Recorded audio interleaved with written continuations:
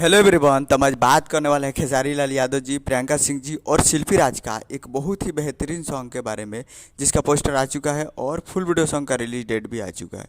और इस गाने को लिखे हैं विजय चौहान जी और इसमें म्यूजिक दिया है शेखर शर्मा जी और इसे गाए हैं खेसारी लाल यादव जी, प्रियंका सिंह और शिल्पी राज जी, जो कि आपको स्क्रीन के ऊपर दिखाई दे रहा है। जिस सॉन्ग का टाइटल रखा गया है एक कहीं गो दिल के करा के दी।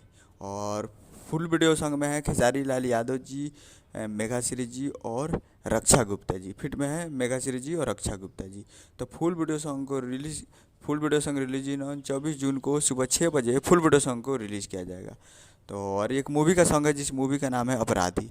तो काफ़ी बेहतरीन सॉन्ग होने वाला है मूवी। ये कही को दिल बाबे के करा के दी, ये करा के दी कि ओ करा के दी, यही सॉन्ग है जो कि आपको ट्रेलर में देखने को मिला था और काफ़ी ज़बरदस्त होने वाला है। तो 24 तारीख को सुबह 6 बजे तैयार रहिएगा team films Bhojpuri YouTube channel पे।